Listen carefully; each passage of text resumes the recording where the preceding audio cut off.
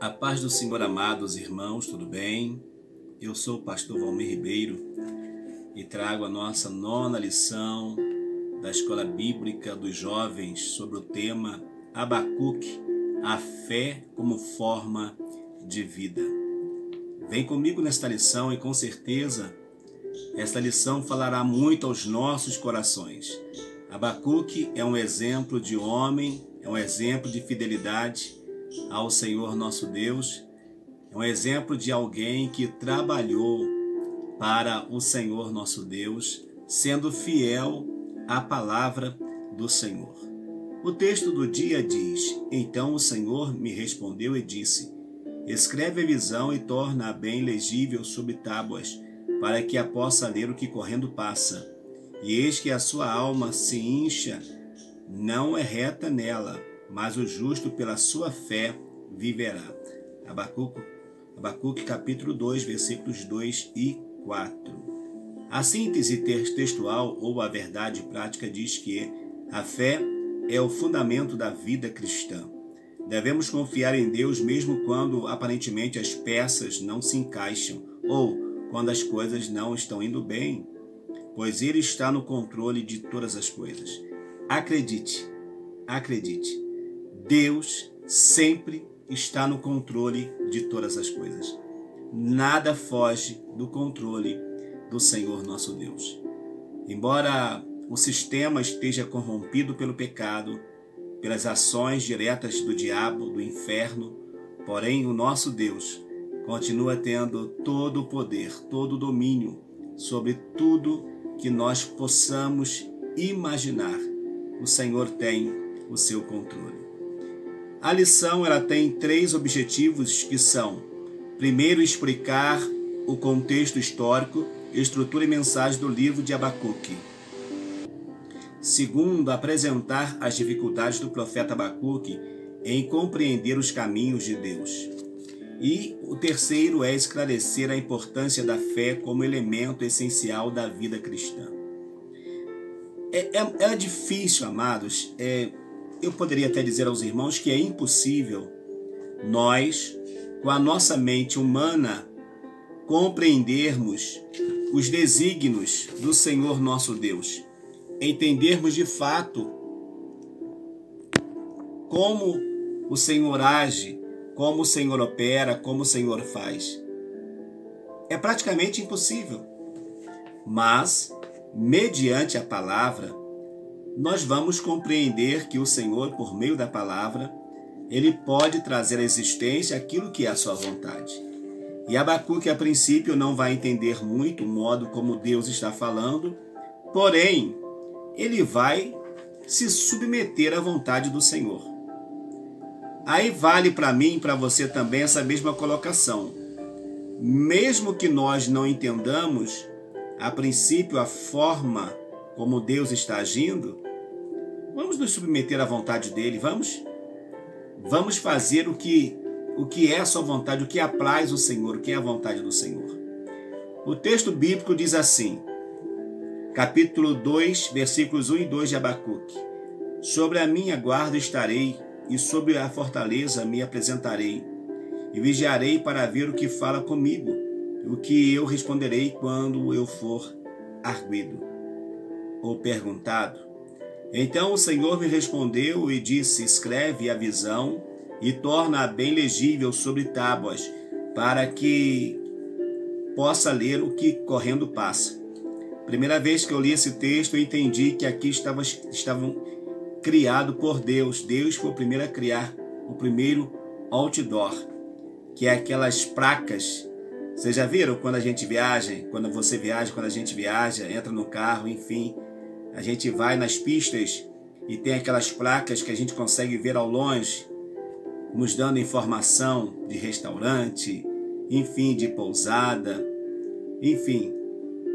Ao longe já tem a placa. Então a ideia de Deus, que ele fala para Abacuque, é exatamente essa: colocar placas que fosse possível que aquelas pessoas que passassem conseguissem fazer a leitura do que estava sendo apresentado para o povo. Eu convido você a vir comigo na introdução e com certeza teremos aí momentos maravilhosos. E caso você ainda não se inscreveu no canal e desejar, é logo aqui embaixo.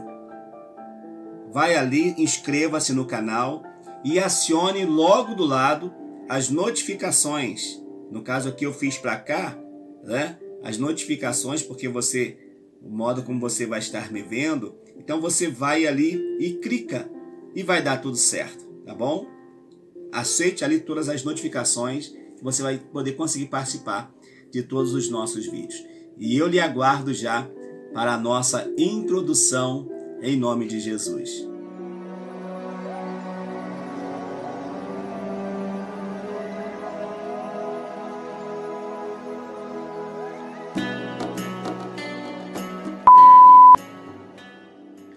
A nossa introdução vai dizer assim: em seu livro, Abacuque abre seu coração expondo a Deus suas percepções e incompreensões. Durante este diálogo, uma grande descoberta teológica acontece. A fé como forma de vida na relação do crente com Deus. Uma fé que jamais foi confrontada, não passa de fantasia, pois a fé é provada, real e verdadeira nos conflitos da vida. Esse negócio de não dá para o crente viver uma vida fantasiosa, porque tem muitos crentes que vivem assim. Parece que vive uma fantasia religiosa. É uma fantasia essa que não tem espaço para sofrimento. Quem disse que não tem, irmãos? O próprio Senhor Jesus disse que no mundo nós teríamos aflições. Então a nossa fé, ela pode ser provada sim.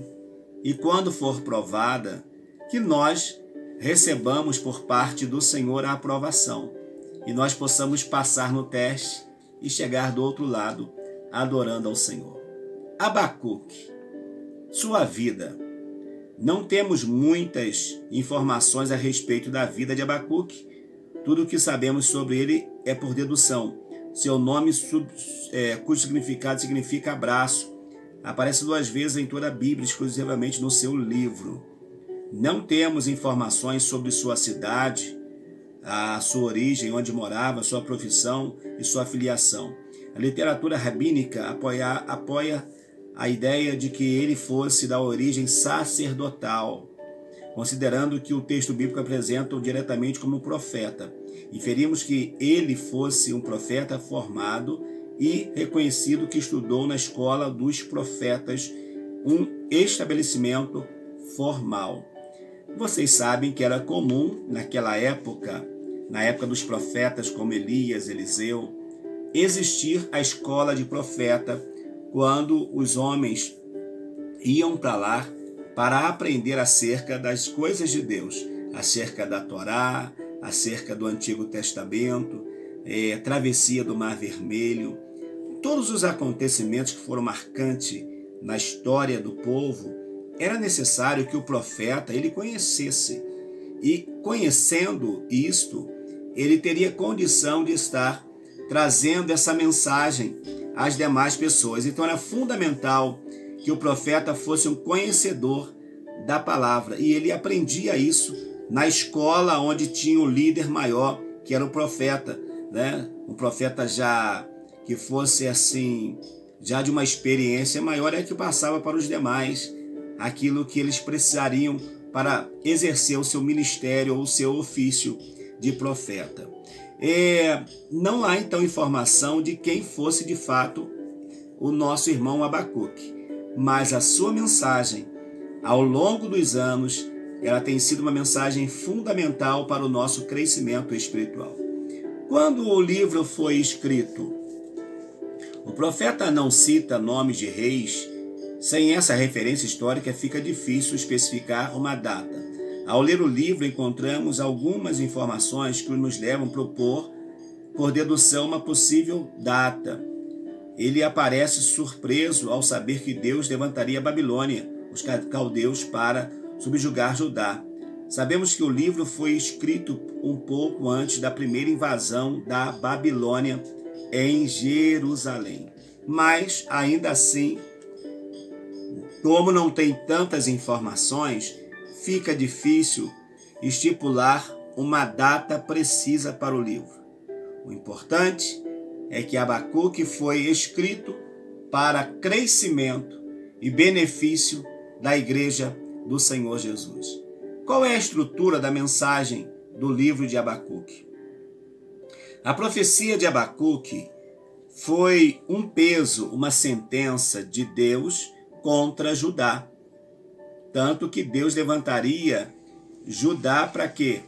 Ou os caldeus para quê? Para subjugar o poder que Judá, que a tribo do sul, que a nação do sul julgava ter.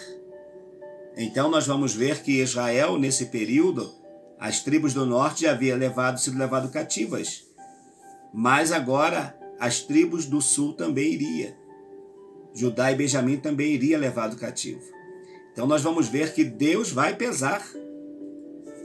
A palavra, aqui a ideia de peso é que é sentença. Então Deus iria trazer uma sentença dura contra Judá. E ele iria usar uma nação ímpia para poder punir o seu povo. Por quê? Porque foram desobedientes à palavra do Senhor. Então qual é a estrutura? O oráculo lhe foi revelado em forma de visão. Seu livro tem 3 capítulos e contém pelo menos 3 formas literárias diferentes. Primeiro, diálogo. Nós vamos ver isso do capítulo 1, dos versículos 2 a 5, e de capítulo 1 e 2 e 5. Os ais proféticos, né, que é o capítulo 2, de 6 a 20, e o louvor, que vai ser o capítulo de número 3. Então há essa divisão de 3, vamos dizer assim, 3 temas nós encontraremos nesse livro de Abacuque.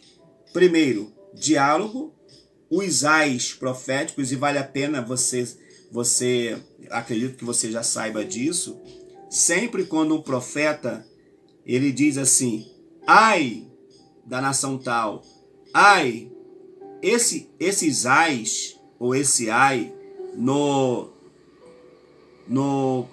singular, esse ai então, ou esses ais, vai sempre simbolizar o juízo de Deus. Então, ai significa o juízo que Deus está estabelecendo sobre um povo e até mesmo sobre uma pessoa. Então, o livro, nós vamos encontrar essas três formas especiais, essas 3 temáticas especiais no livro. Segundo nós já falamos, que é o diálogo de quem? Abacuque com Deus, Deus com Abacuque. Deus traz a Abacuque a revelação dos ais, dos acontecimentos que viriam sobre Judá. E por último, o momento de louvor e adoração a Deus. O livro é um diálogo, uma profecia ou até mesmo um poema. Foi escrito no hebraico mais puro e sua mensagem está cheia de metáforas inusitadas e algumas comparações. O primeiro capítulo denuncia o estado de apostasia da nação e a resposta de Deus aos questionamentos de Abacuque. Deus vai denunciar e Abacuque vai então questionar a Deus, mas por quê? Por quê? Por quê? Por quê? Então Deus vai dizer para ele, olha, deixa comigo que eu já tenho uma nação que vai vir e essa nação vai subjugar, ela vai reduzir Judá e ela vai levar Judá ao cativeiro. Aí ele fica na expectativa. Quem é essa nação? Quando Deus fala quem é a nação, que é a nação da Babilônia que viria, ele não consegue entender a princípio o agir de Deus. E isso acontece com a gente também, amados, que nem sempre nós conseguimos entender o modo como nosso Senhor age. Nós vimos então que a sua vida não tem assim muitas informações.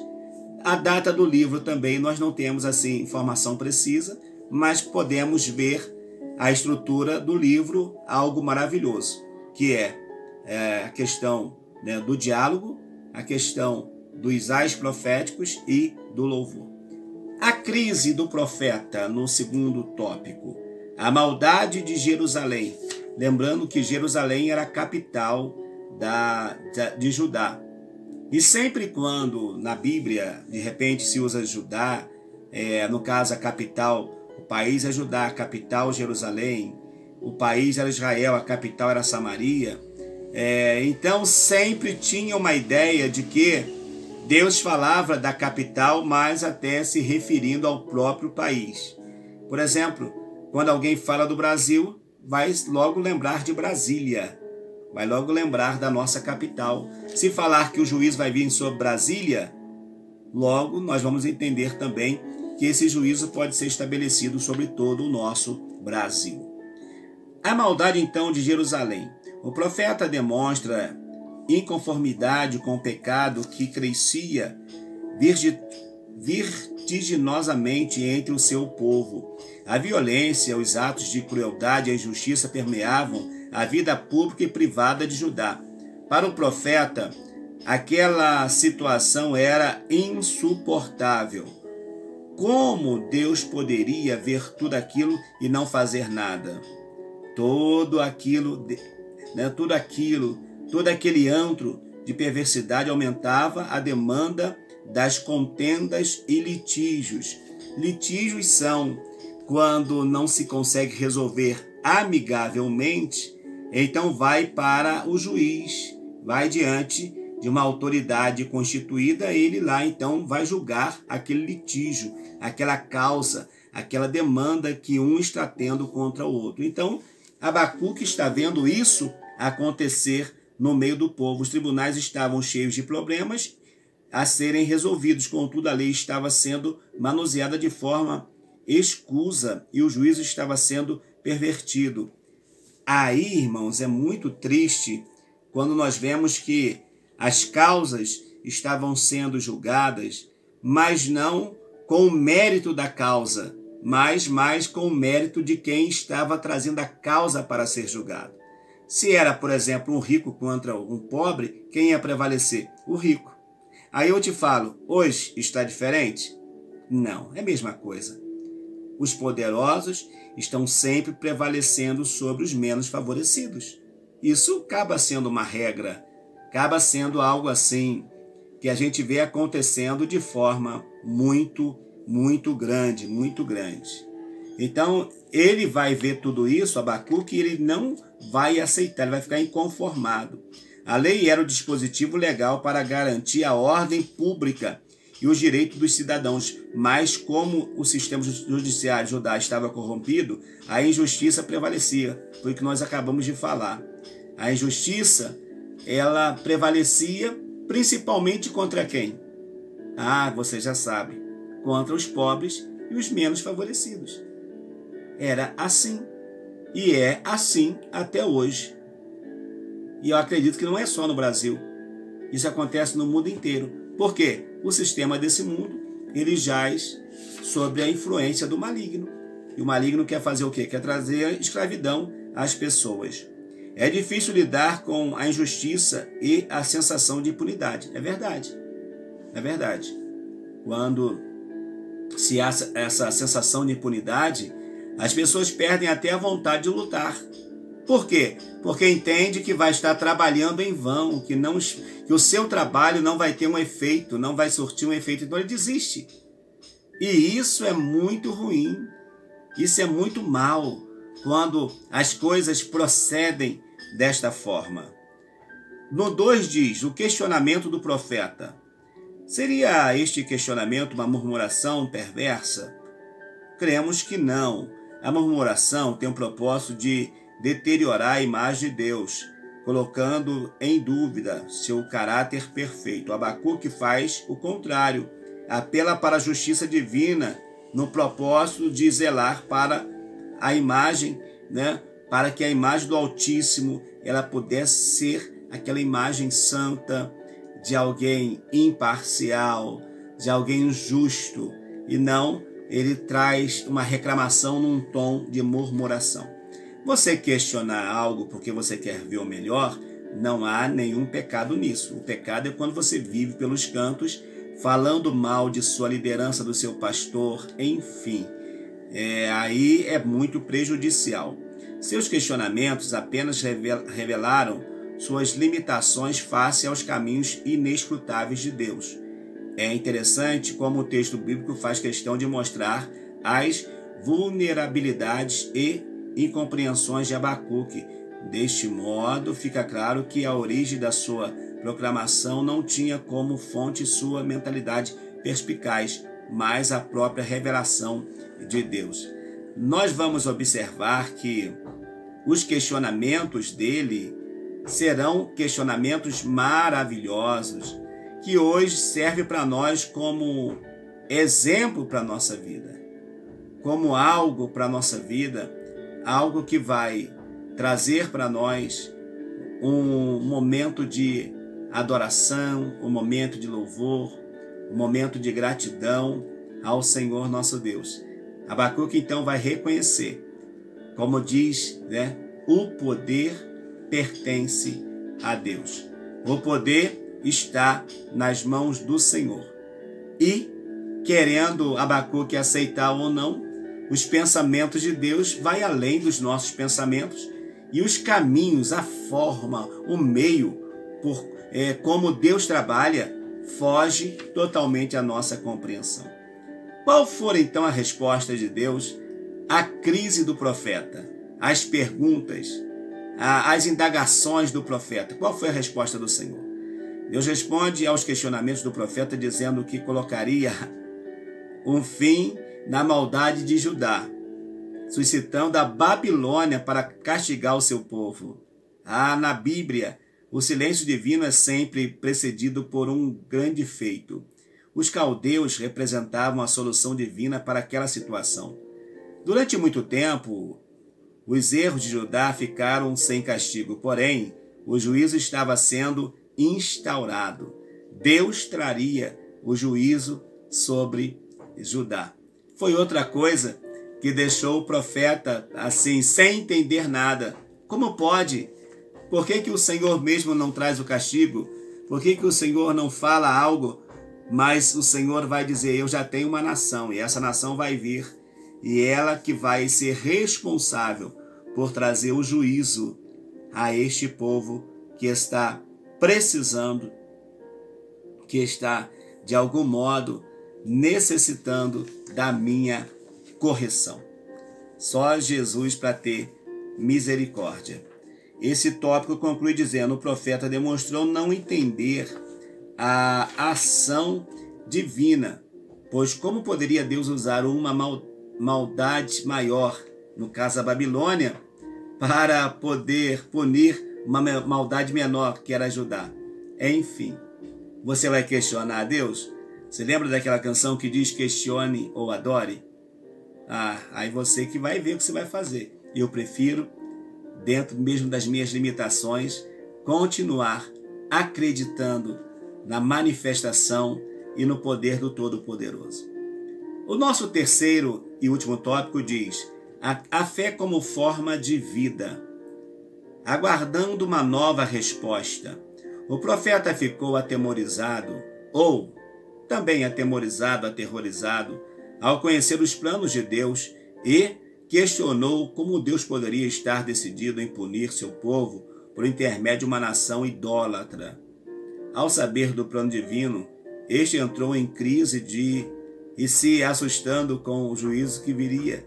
Para Abacuque, o povo de Judá não era tão mau quanto a nação executora do juízo, os ímpios da Babilônia. Isso aqui é interessante, e enquanto eu estava relendo aqui agora para falar com vocês, eu lembrei o seguinte, quantas vezes nós até oramos por uma situação e de repente a ação de Deus começa a agir, Deus começa a operar, e a gente fala assim, mas por que o Senhor está fazendo dessa forma? Essa pessoa não é tão ruim assim. Por que ela está sofrendo tanto? Por que ela está acamada? Por que ela está doente? Ô Senhor, tenha misericórdia dela. Queridos, querida, jovem, você não orou a Deus? Você não pediu a Deus? Então deixa que Deus vai trabalhar. Deus vai fazer aquilo que é a vontade dele. Mantenha a tua oração, crendo que o Senhor nosso Pai faz sempre o melhor. Acredite nisso. Ele não vai entender, mas é assim que Deus faz. Mesmo que, e aqui vale também dizer, que embora de repente Abacuque até achasse que Judá era justo, que a nação era justa em alguns pontos, mas falhava em outros. Quem tem a verdadeira balança de juízo é Deus e não nós, os homens. Confiante na nova resposta divina, ele se preparou para ser arguido por Deus. O profeta permaneceu vigilante no afã de ouvir a voz do Senhor, cumprindo com eficácia a função de um profeta. Como profeta, o profeta não está para questionar a Deus. O profeta está para ouvir a Deus e entregar a mensagem. Você, como profeta, você ouve e entrega. Você não precisa fazer mais nada além disso. Só faça a sua parte. Desenvolva o teu chamado. Mas não se envolva em coisas que de repente serão prejudiciais. Tá certo? Então faça isso. Como profeta, ouça a voz de Deus e anuncie a mensagem que Deus determinar para que você anuncie. A nova resposta de Deus. O juízo sobre a Babilônia viria num tempo determinado por Deus. O profeta deveria esperar, independente do tempo, porque no momento certo, a visão se cumpriria, a nação ímpia fracassaria. O mesmo tempo que Deus irá conduzir Judá sob o regime, sob o castigo de uma nação pecadora, essa mesma nação pecadora, a Babilônia, ela também teria os seus dias de julgamento. Então Deus, ele sempre usa as situações para trazer uma resposta ao povo. Usa a Babilônia para castigar e depois traria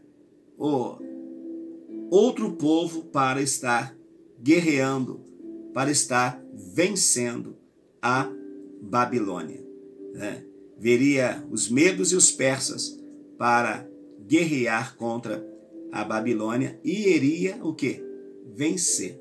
Iria vencer os caldeus. No fim, aquele que foi fiel sempre emergirá vitorioso, porque Deus é justo. Ele fez questão de mostrar para o profeta que conhecia os pecados da Babilônia. Tá vendo? Deus não só conhecia o pecado do seu povo, Judá e Israel, mas conhecia também o pecado da Babilônia. Como o Senhor conhece o pecado da igreja hoje e conhece o pecado de todas as religiões e de o mundo, de todas as nações do mundo. Deus conhece todas as coisas. Movidos por este complexo de superioridade, mostravam-se insaciáveis em suas conquistas, espalhando a morte, a tragédia por todos os lados. Deus sabia de tudo isso e, no momento certo, trataria sobre eles o juízo. Sobre quem? Sobre a Babilônia o juízo. O desafio do profeta era crer na mensagem e esperar sua realização. Crer na mensagem, entregar a mensagem e acreditar na solução da mensagem. Esta deveria ser a resposta de Deus, por meio da oração de Abacuque.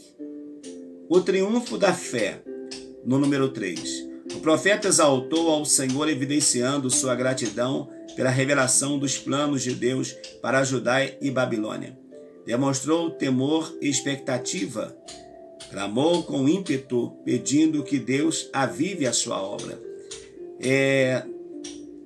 Abacuque capítulo 3, versículo 2, ele vai trazer uma oração especial que diz assim, eu vou ler o 1 e o 2, capítulo 3 de Abacuque. Oração do profeta Abacuque sob forma de canto, ou ao cantor mor, Ouvi, Senhor, a tua palavra e temi. Ouvi a tua palavra e tive medo.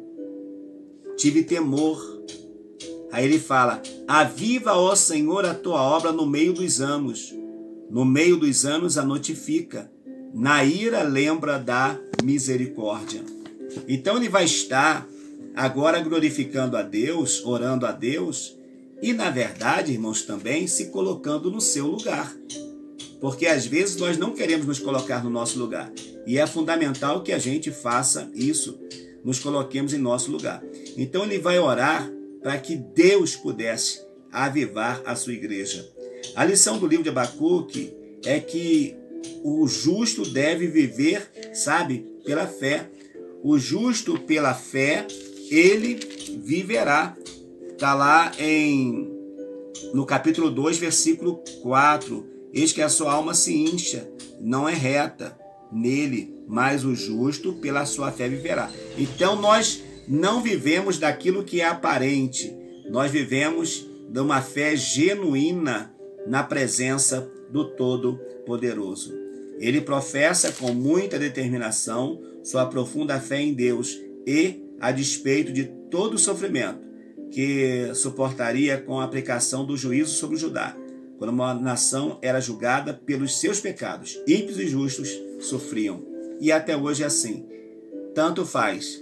Se o juízo vem, se a catástrofe vem para todo mundo, vem para o ímpio e para o santo, para o servo de Deus e não servo de Deus.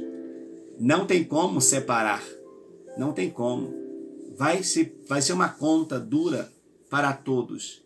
Só que todos também aprenderão a lição. Cada um no final terá um resultado da lição que aprendeu, se foi aprovado ou não. Infelizmente, alguns não passam na prova. Amados, chegamos ao final da nossa lição, dessa nossa 9ª lição. A introdução foi maravilhosa, que falou acerca da vida do profeta, né, do seu ministério, do que ele iria realizar, do que ele iria trazer para nós, né? O modo como ele recebe a mensagem. E agora, na conclusão, nós vamos ver que o justo vive pela fé.